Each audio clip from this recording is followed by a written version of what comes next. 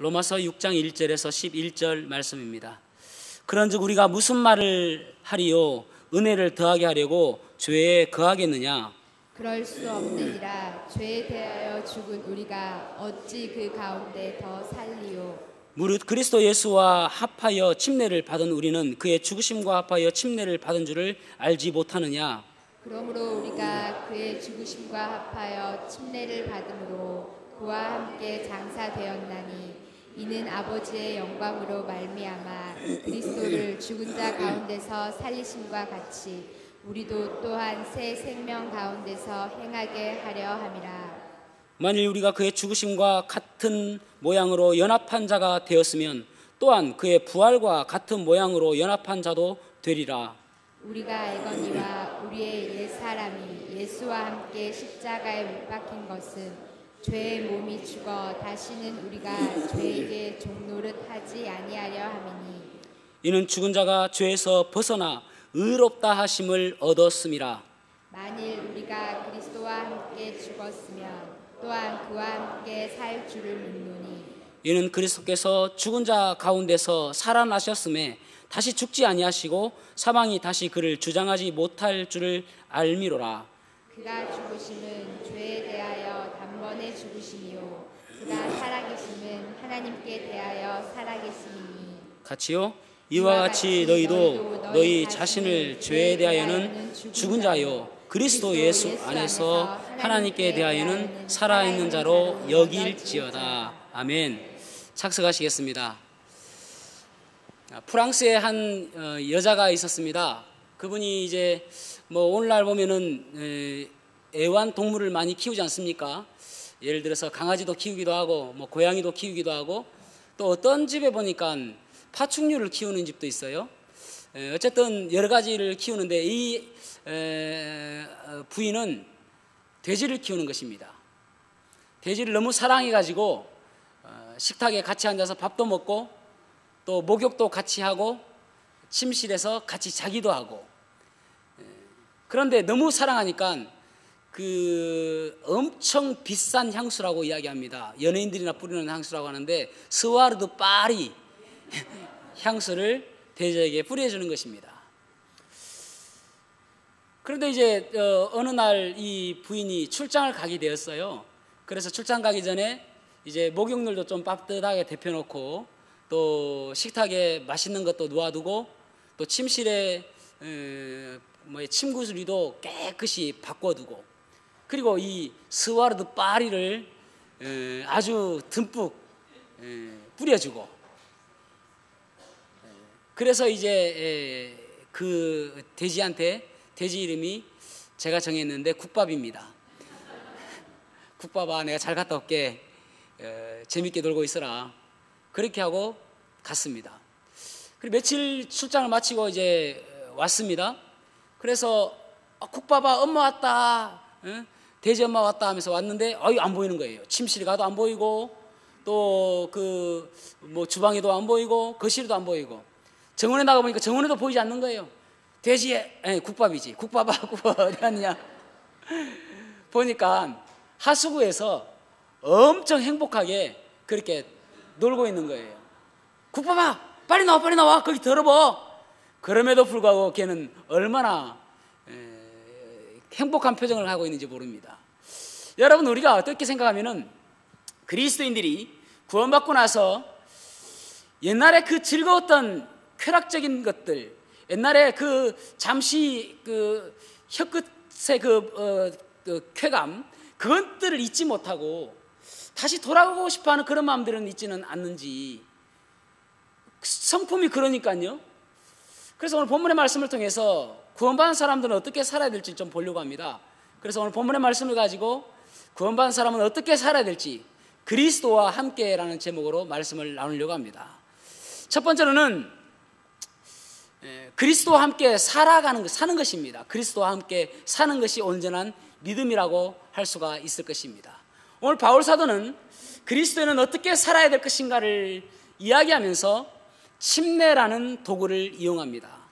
여기 6장 4절 말씀을 같이 한번 읽어보겠습니다. 시작. 그러므로 우리가 그의 죽으심과 합하여 침례를 받음으로 그와 함께 장사되었나니 이는 아버지의 영광으로 말미암아 그리스도를 죽은 자 가운데서 살리심과 같이 우리로 또한 새 생명 가운데서 행하게 하려 함이라. 아멘. 침례를 바라보면은 어떻게 살아가는지를 가장 잘 설명해주고 있다고 볼 수가 있습니다. 그래서 본문의 말씀을 일반 교회 사람들은, 일반 교회 목사님들은 설교하기를 좀 꺼려합니다. 왜냐하면 이거 자체가 침례를 의미하기 때문에 그렇습니다. 저는 개인적으로 제 기념일이 몇 개 있거든요. 뭐 크게 3개라고 할 수 있는데, 첫째는 생일입니다. 제가 태어난 생일, 그것도 좋은 기념일이죠. 또 하나는 제가 코 낀 날, 결혼식 날입니다. 행복합니다. 네. 그리고 하나는 장례식입니다.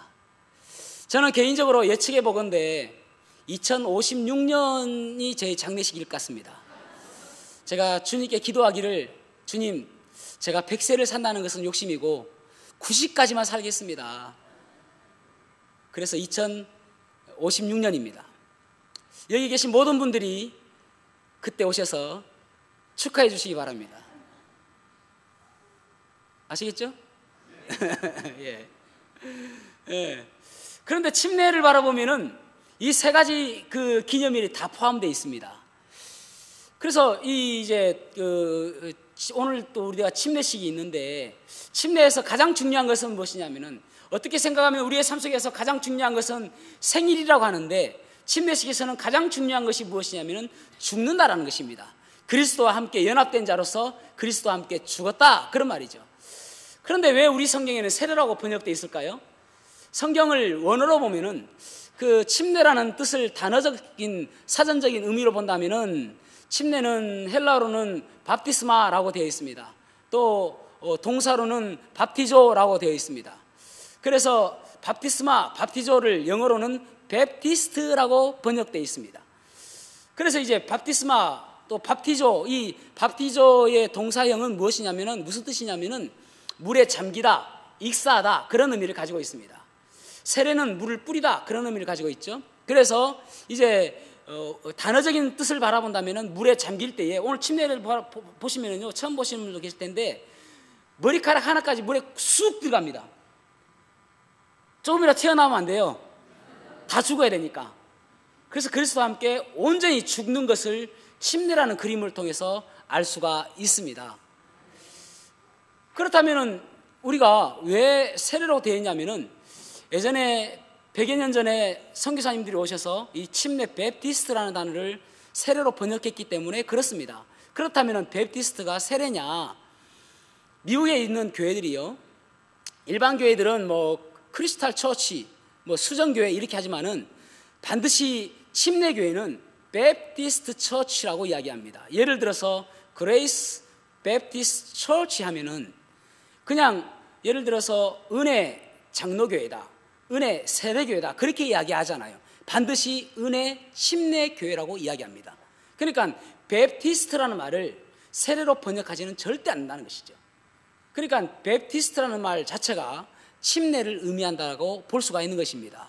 단어적인 의미는 그렇고요. 또 성경에서도 보면은 어떻게 침례가 쓰여졌냐면은, 마태복음 3장 16절에 보면은 예수님께서 침례 받으실 때에, 예수께서 침례를 받으시고 곧 물에서 올라오실세, 그렇게 말씀하고 있습니다. 이 말은 무슨 말이냐면 물속에 들어갔다가 올라오셨다, 그런 표현입니다. 그 다음에 요한복음 3장 23절에 보면은 침례 요한이 침례를 베푸는 모습인데, 요한도 살렘 가까운 에논에서 그 침례를 베푸니 거기에 물이 많음이라, 그렇게 말씀하고 있습니다. 그리고 사도행전 8장 38절에 보면은 이에 명하여 수레를 멈추고 빌립과 내시가 둘 다 물에 내려가, 그렇게 말씀하고 있습니다. 성경에서도 침례를 베푸는 과정을 보면은 모든 것이 침례인 것을 알 수가 있습니다. 그러면 언제 침례가 세례로 바뀌었을까요? 언제 오늘날 많은 사람들이 하고 있는 세례로 바뀌었냐면은 313년에 콘스탄틴 황제가 로마 국교를 기독교로 공인합니다. 그러면서 뭐 경중의 차이가 있겠지만은 그전에는 박해가 엄청 심했습니다. 그런데 313년 로마에서 이제 우리는 기독교를 국교로 하겠다라고 하면서부터 박해가 없어진 것은 아니에요. 그럼에도 박해는 있었습니다. 조금 약해졌죠. 그런데 그 전에 엄청 심할 때에, 그때에 침례 그리스도인들을 체포해야 되는데 체포할 방법이 쉽지 않은 것입니다. 왜냐하면 그리스도인들은 보통 어디에 사냐면은 로마에 가면은 카타쿰이라는 지하 동굴이 있습니다. 그곳으로 사는 거예요. 그것을 숨어서 사는 거예요. 그러니까 로마 군병들이 이 구원받은 사람들을 잡을 수가 없는 것입니다. 그런데 사도행전을 쭉 보면은요, 침례와 구원받는 것과 침례받는 것을 거의 동시합니다. 그러니까 구원받으면 바로 침례를 주는 거예요. 그러니까 이 사람들이 예수님을 믿기로 내가 결심하고 예수님 나의 구주로 영접했다라고 하면은 바로 침례를 줘야 되는데 그 동굴 안에서는 침례를 줄 수가 없잖아요. 그러니까 강으로 나오는 겁니다. 그래서 그 사람들이 생각할 때에, 그 로마 군사들이 생각할 때에, 이 사람들은 침례를 받으러 강에 오니까 강에서 기다리면 되겠다라고 생각하는 거예요. 그래서 강에서 딱 죽치고 앉아 있는 겁니다. 그러면은 구원받은 사람들이 와가지고 침례를 다 받고 나오는 거예요. 그러면 그때 잡아가는 것입니다. 그래서 점차 이 박해에 대한 두려움 때문에 침례보다도 좀 더 간편한 방법으로 하자 해서 물을 떠와서 물을 뿌리는 방식인 세례를 택하게 되어집니다. 또 한 가지는요, 이제 아까 말씀드린 것처럼 사도행전에서는 구원과 침례가 동시에 이루어지니까 어떤 사람들한테 당신은 구원받았습니까? 라고 물어볼 때에 똑같은 질문이 무엇이냐면은 당신은 침례 받았습니까? 입니다. 그러니까 침례와 구원을 동시에 하니까 똑같은 말을 할 수 있죠. 당신 침례 받았습니까? 하면 구원받은 거예요. 그런데 그것이 지나면서 어떻게 생각되지냐면은 침례 자체가 구원이다라고 생각이 되어지는 거예요. 시간이 지나면서. 그러니까 그러면은 우리는 침례 받으면서 구원받게 되어지는데 어린아이들은 바로 죽으면은 어떻게 될 것인가, 그런 생각이 드는 것입니다. 어린아이들은 침례를 줄 수가 없으니까. 그래서 어린아이들은 그러면은 세례를 줌으로 인해서 그들이 구원받게 하자, 그렇게 변질되어지는 것이죠. 그래서 어린아이들에게 세례를 주는 것을 유아 세례라고 이야기합니다. 그렇게 쭉 로마 교회에 의해서, 캐톨릭에 의해서 교회가 교권화되어지고 힘이 있어지면서 점점 오다가 16세기에 들어서 이것에 대한 종교 개혁이 일어나게 되어지죠. 예를 들어서 1517년에 그 루터에 의해서 종교 개혁이 일어나고 또 칼빈은 1545년에 종교 개혁을 일으키게 되어집니다. 그 당시에 그 붐이 일어났을 때에 스위스의 1520년대에 취리히의 쯔빙글이라는 사람이 있었습니다. 이 사람도 종교 개혁을 일으켜야 되겠다라고 생각했는데 그 당시에 종교 개혁은 이때까지 이 세례에 대한, 유아 세례에 대한 그것에 대한 반발감은 없었습니다. 그런데 그 쯔빙글리의 제자였던 그레벨 만츠 블라우락이라는 사람이 그 성경 공부를 하면서 선생님 이상한데요? 이런 게. 아니, 성경을 보니까 침례를 받는 곳에 물이 많았어야 되고, 그리고 둘 다 내려가고 물속에서 나오고 이런 것들 보니까 세례가 아니라 침례를 줘야 될 것 같습니다 라고 이의를 제기하게 되는 것입니다. 그러자 논쟁이 붙어요. 쯔빙글리하고 이 블라우락 만츠 그레벨하고 제자들하고요. 그런데 그러다가 쯔빙글리는 시의회 의원이었습니다. 그러니까 힘이 있었죠. 그래서 이 세 명의 제자를 죽입니다. 결국 어떻게 죽이냐면은 너희들이 물 좋아하니까 물 속에서 죽어라 해서 수장시켜서 죽이기도 하고, 또 어떤 이는 객사를 당해서 죽기도 하고, 피해 도망다니면서 그렇게 객사에 죽기도 하고, 또 물속에 빠져 죽기도 하고 그렇습니다. 그러면서 이들이 했던 것이 무엇이냐면은 이때까지 세례를 받은 모든 사람들은 성경적이지 않으니까 다시 침례로 돌아가자 해서 그들이 이야기하는 것이, 그들의 이 주장을 가지고 이야기하는 것이 재침례파가 생기게 되어진 것입니다. 그래서 재침례가 생긴 거예요. 우리는 침례를 받겠다. 우리는 죽는다 하더라도 침례가 옳은 것이기 때문에 내가 침례를 받아야 되겠다, 그것입니다. 여러분, 성서 침례교회에 출석하고 계시는 성도 여러분, 여러분들 긍지심을 가져도 좋습니다. 왜냐하면 우리가 믿는 이 침례가 성경적이기 때문에 그렇습니다. 이 성경이 우리의 최고의 권위잖아요. 우리는 성경 말씀대로 살아가지 않습니까? 성경에 없는 것은 우리에게 권위가 없지 않습니까? 그래서 성경에서 이야기하는 이 침례가 옳다고 믿는 것이 우리의 믿음인 것입니다. 그래서 오늘 침례 받는 거예요. 어떤 이런 세례를 받은 사람도 있을 수도 있습니다. 그러나 우리가 침례를 이야기하는 것은 이것이 바로 우리의 믿음이기 때문에 그렇습니다. 그런데 오늘 본문의 말씀을 보면은 침례는 그리스도와 함께 죽는다라고 말씀하고 있는데, 여기 6장 몇 절이냐면요, 6장 3절 말씀 보겠습니다. 무릇 그리스도 예수와 합하여 침례를 받은 우리는 그의 죽으심과 합하여 침례 받은 줄을 알지 못하느뇨. 6절에서 7절, 우리가 알거니와 우리의 옛사람이 예수와 함께 십자가에 못 박힌 것은 죄의 몸이 죽어 다시는 우리가 죄의 종노릇 하지 아니하려 함이니, 이는 죽은 자가 죄에서 벗어나 의롭다 하심을 얻었음이라. 아멘. 여기 보면은 옛사람이 죽었다네요. 예수님께서 십자가에 달려 돌아가실 때 그 십자가와 같이 옛사람이 십자가에 박혔다네요. 못 박혔다네요. 이 옛사람이 죽었기 때문에 우리도 죽었다는 것입니다. 그러니까 우리가 십자가에 죽었다라는 의미는 우리가 옛사람이 죽었다라는 그런 의미를 가지고 있는 것입니다. 그렇다면 옛사람이 무엇일까요? 우리가 죽어 살아야 되는데 우리의 옛사람은 무엇일까요? 그리고 그 옛사람이 죽었기 때문에 우리는 하나님께서 의롭다라고 칭해 주신다라고 이야기하고 있잖아요. 옛사람에 대해서 에베소서 2장 1절에서 3절에 보면은 너희의 허물과 죄로 죽었던 너희를 살리셨도다. 그때 너희가 그 가운데서 행하여 이 세상의 풍속을 줬고 공중의 권세 잡은 자를 따랐으니 곧 지금 불순종의 아들들 가운데서 역사하는 영이라. 전에는 우리도 다 그 가운데서 우리의 육체의 욕심을 따라 지내며 육체와 마음이 원하는 것을 하여 다른 이들과 같이 본질상 진노의 자녀였더니, 옛사람이란 무엇이냐면은 이 공중의 권세 잡은 자를 따르는 모습, 이것이 옛사람이라는 것입니다. 불순종의 아들로 살았던 것, 이것을 옛사람이라고 이야기하는 것입니다. 그래서 로마서 1장 28절에서 32절에 보면은 이 옛사람의 모습이 무엇이냐면은 온갖 불의, 악행, 탐욕, 악의, 시기심, 살인 이런 것들을 옛사람이라고 이야기합니다. 그러니까 옛사람을 간단하게 정의한다면은 옛사람은 우리가 죄를 지은 습관, 이것이 우리의 옛사람이라고 할 수 있는 것입니다. 그러니까 구원받은 즉시 우리는 옛사람을 십자가에 못 박고 죽여야 된다는 것입니다. 더 이상 살아나지 않도록 한다는 것입니다.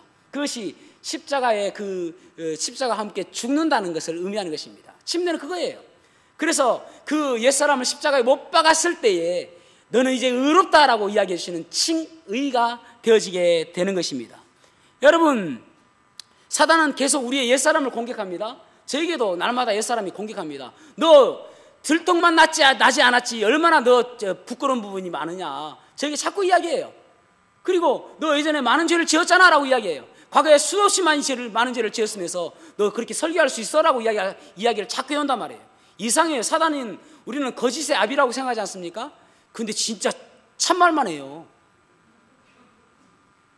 제가 목욕실에 앉아 있는데 제게 계속 찌릅니다. 너 옛사람 생각해란 말이에요.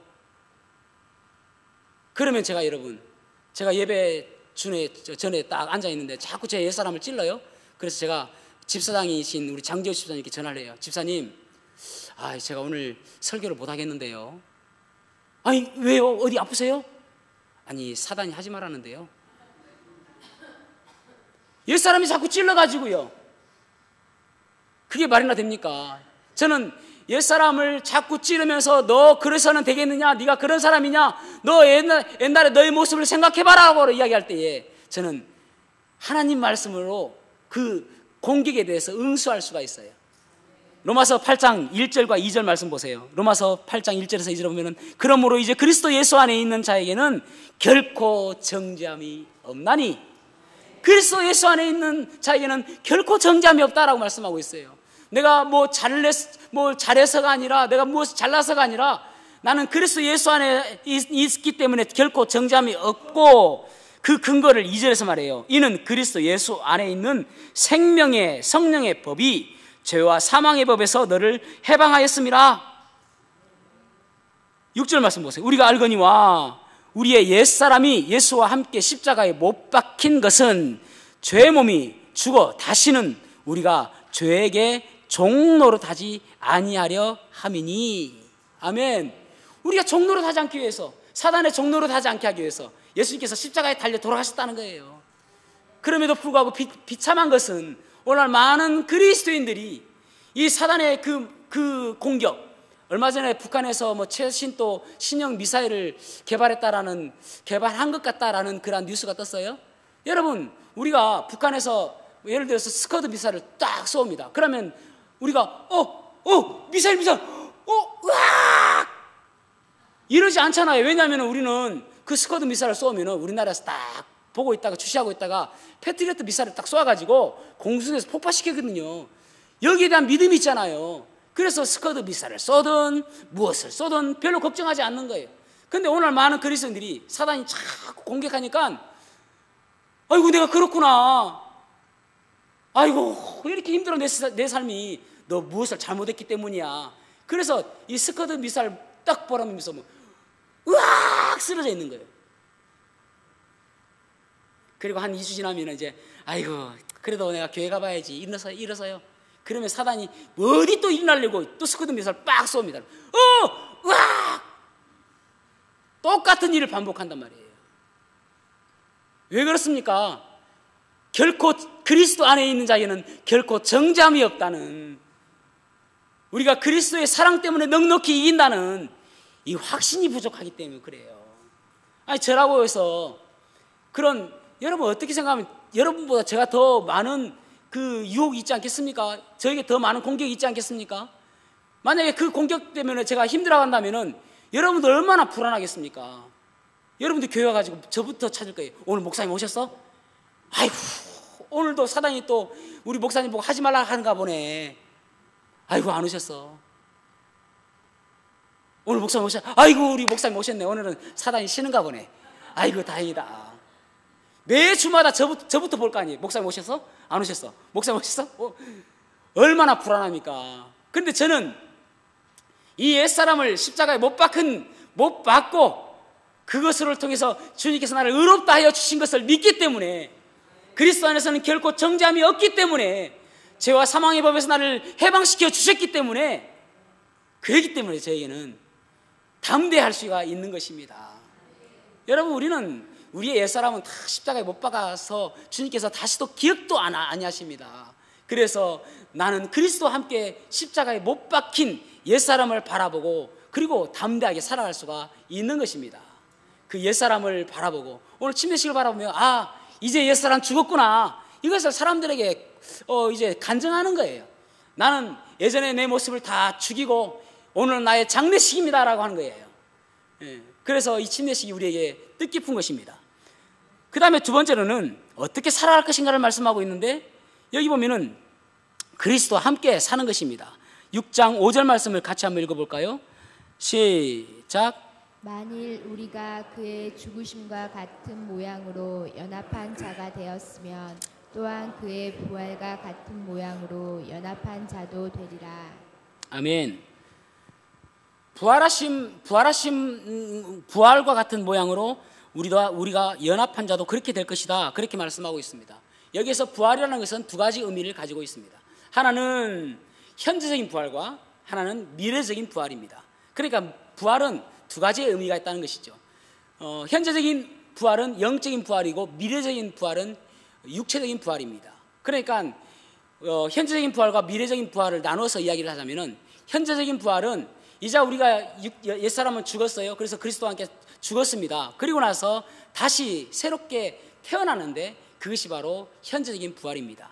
영적인 부활이에요. 우리가 거듭났다라고 이야기하지 않습니까? born again이라고 이야기하잖아요. 구원받은 것을. 그렇게 새롭게 태어났는데 그것은 영적으로 태어난 것을 이야기하고 있다는 것입니다. 불교와 기독교를 이야기하면은, 불교와 기독교의 큰 특징이 무엇이냐면은, 불교는 혼자입니다. 혼자 돌을 닦는 것이죠. 그래서 산속의 깊은 곳에 가서 혼자 살아가는 사람들도 많습니다. 돌을 닦기 위해서. 불교는 혼자라면은 기독교는 함께입니다. 그리스도께서 함께 하여 주시는 것이죠. 그래서 여기 보면 계속 그리스도와 연합, 그리스도와 함께 그렇게 말씀하고 있습니다. 그러니까 부활도, 영적인 부활도 그리스도와 함께 새롭게 태어나는 것입니다. 나 혼자 태어나는 것이 아니에요. 6장 9절 말씀 보세요. 이는 그리스도께서 죽은 자 가운데서 살아나셨음에 다시 죽지 아니하시고 사망이 다시 그를 주장하지 못할 줄을 알미로라, 그렇게 말씀하고 있습니다. 저는 이 말씀을 보면서 갈라디아서 2장 20절로 내가 그리스도와 함께 십자가에 못 박혔나니 그런즉 이제는 내가 사는 것이 아니요 오직 내 안에 그리스도께서 사신 것이라. 이제 내가 육체 가운데 사는 것은 나를 사랑하사 나를 위하여 자기 몸을 버리신 하나님의 아들을 믿는 믿음 안에서 사는 것이라. 예전에 나의 옛사람은 죽었습니다. 그런데 새롭게 사는 것은 그리스도, 내 안에 그리스도께서 다시 살아나는 것입니다. 옛사람은 죽었고 새 사람이 살게 되었는데 그것은 바로 그리스도와 함께 살게 된 것입니다. 이것을 좀 비유를 이야기하자면 결혼을 비유로 이야기할 수 있을 것입니다. 결혼요? 우리는 어떤 사람이 이제 한 남자와 결혼했어요. 그런데 결혼을 하고 나서 옛날 애인이 찾아왔어요. 요즘에 세태가 있지 않습니까? 참 웃깁니다. 그 결혼한 여자입니다. 금메달은 어떤 사람인가 하면은 연하 애인이 있는 사람은 금메달이다. 그러면 은메달은 곧 죽을 영감 애인을 둔 사람이 은메달이다. 동메달은 막 그냥 애인이 있는 사람이 동메달이다. 그 다음에 목메달, 애인이 없는 사람은 목메달이다. 우리 다 목매야 되는 거 아닙니까? 예. 그런데 세대가 그렇다는 거예요. 참 안타깝죠. 예. 그런데 옛 애인이 와가지고 그렇게 꼬시는 거예요. 옛날에 우리 좋았잖아. 다시 옛날처럼 즐기자. 옛날처럼 살자. 너 그 남편 있어도 괜찮아. 그럴 때 어떻게 하는 것이 좋냐는 거예요. 가정 문제 상담소도 아닌데. 그럴 때는 가장 좋은 방법은 혼자 해결하려고 하면은 참 그 드라마 같은 데 보면은 혼자서 해결하려고 하다가 더 깊은 나락으로 빠지는 것을 보게 되잖아요. 가장 좋은 방법이 무엇이냐면은 내 남편 데려가는 거예요. 내 남편 데려가서 여기 내가 사랑하는 남편 여기 있다라는 거예요. 그러니까 무슨 말이냐면은 옛 습관을 가지고 계속 사단은 우리에게 공격할 때에 내 신랑 대신 예수 그리스도를 보여주는 거예요. 나와 함께 하시는 그 예수 그리스도를 나타내는 거예요. 내 새로운 주인, 내 남편은 바로 예수 그리스도다라고 이야기하는 거예요. 그것이 그리스도와 함께 새롭게 살아가는 것입니다. 사랑하는 성도 여러분, 유혹이 옵니까? 그리스도와 함께 살아가시기를 바랍니다. 그리스도와 함께 동행하고 그리스도와 함께 살아가는 그런 인생이 될 때에 승리하는 인생이 되어지는 것입니다. 그렇다면 미래적인 부활은 무엇입니까? 미래적인 부활은 예수님께서 재림하실 때에 우리는 이대로 있는 것이 아니라 죽은 채로 남아있는 것이 아니라 다시 주님처럼 부활한다는 믿음입니다. 그러니까 부활절마다 우리가 생각해야 될 것은 무엇이냐면 예수님께서 부활하셨구나. 그것에서 끝나는 것이 아니라 우리도 먼 훗날인가 다시 그 주님처럼 부활하게 될 것이라는 소망을 가지고 살아가는 거예요. 그래서 여러분 가치관이 달라지는 것이죠. 지금 이 세상이 다가 아니라 먼 훗날에 부활한 그 주님께서 나를 부르실 때에 내가 부활한 모습으로 육체적으로 나타나는 그 부활로 주님을 만나게 될 것이라는 그러한 소망이 있기 때문에 이 세상의 다가 아니라고 생각하며 살아가는 거잖아요. 그래서 고린도전서 15장 23절에 보면은 그러나 각각 자기 차례대로 되리니 먼저는 첫 열매인 그리스도요 다음에는 그가 강림하실 때에 그리스도에게 속한 자요.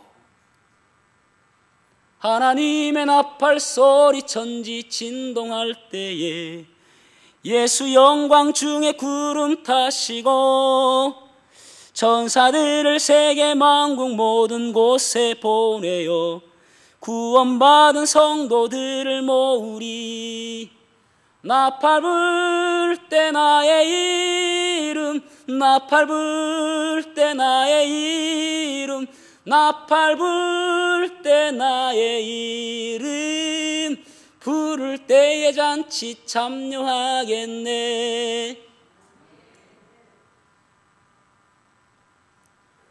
그래서 오늘 본문의 말씀에 로마서 6장 8절에 보면은 만일 우리가 그리스도와 함께 죽었으면 또한 그와 함께 살 줄을 믿노니 우리가 다시 살게 될 것이라는, 그리스도와 함께 다시 부활하게 될 것이라는 그러한 말씀을 하고 있는 것입니다. 그래서 고린도전서 15장 32절에서 34절에 보면은 죽은 자가 다시 살지 못할 것이면, 그러니까 우리가 부활이 없다면 그런 말이에요. 그러면 내일 죽을 터이니 먹고 마시자 하리라. 그러니까 부활이 없다면 오늘 즐겁게 즐기고 여기가 끝이니까요. 그렇게 할 것이다. 그렇게 말하고 있잖아요. 속지 말라. 악한 동무들은 선한 행실을 더럽히나니 깨어 의를 행하고 죄를 짓지 말라. 그렇게 말씀하고 있습니다. 우리는 먼 훗날인가 그리스도께서 부활하신 것처럼, 그 그리스도께서 몸을 입고 부활하신 것처럼 우리들도 그 그리스도를 닮아서 부활하게 될 것입니다. 그것이 우리에게 얼마나 소망이 되는지 모릅니다. 영국에 메리 여왕이 있을 때에 이제 그 영국 국교가 캐톨릭으로 바뀔 때입니다. 그래서 그때는 복음을, 예수 그리스도를 통한 복음을 증거하는 것이 금지되었고 성경을 읽는 것이 금지되었습니다. 그때 존 후스라는 사람이 예수 그리스도를 전하다가 체포되었습니다. 그때는 화형에 처했습니다. 감옥에 있을 때 친구가 가서 그렇게 이야기합니다. 살아있는 것은 무척이나 좋은 일이고 죽는 것은 두려운 일이라네 라고 이야기했습니다.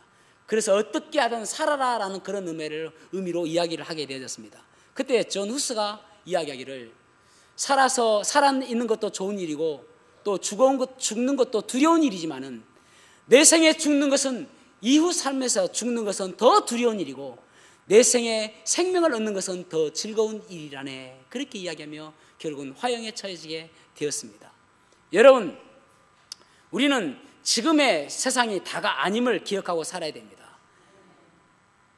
그런 마음으로 사는 것이죠. 예전에 그 여자들이 이제 관연하여서 결혼하게 되지면은 뭐라고 이야기합니까? 시집 보낸다 그렇게 이야기하잖아요. 시집간다 그렇게 이야기하지 않습니까? 그 말의 뜻은 무엇입니까? 시댁으로 보낸다는 말이에요. 그러면서 그 딸을 불러다가 어머니가 그렇게 이야기하잖아요. 이제 결혼하면은 그 집 귀신이 되어라, 돌아오지 말아라 라는 말입니다. 유교적인 좀 그런 문화가 있는 것이죠. 그래서 좀 힘들어서 딸이 와서 대문을 두드려도 그 집 가거라 하고 문 열어주지 않습니다. 어떻게 생각하면 우리가 그와 비슷하죠? 옛날에 죄씨 집안에서 살았어요. 죄씨 집안. 그러다가 의씨 집안으로 시집 갔습니다. 그러면 의씨 집안 사람처럼 살아야 되죠. 그것이 바로 그리스도인다운 삶인 것입니다. 예전 습관을 버리고 주님과 함께 부활하신 주님을 바라보고 살아가는 모습이 되어져야 되는 것입니다. 여기 결론을 보세요. 6장 11절. 이와 같이 너희도 너희 자신을 죄에 대하여는 죽은 자요 그리스도 예수 안에서 하나님께 대하여는 살아있는 자로 여길지어다. 죄에 대해서 죽고 또 하나님께 대해서 살아있는 자로 살아감으로 인하여 이 세상을 살아가면서 주님께서 원하시는 삶이 무엇인지 깨닫고 살아가는 저와 여러분이 되시기를 축복합니다. 부활절은 그렇습니다. 주님께서 부활하신 것처럼 우리도 부활할 것이라는 그러한 소망으로 살아가는 것임을 기억하고 그 부활의 소망을 가지고 살아가는 저와 여러분이 되기를 축복합니다. 기도하시겠습니다.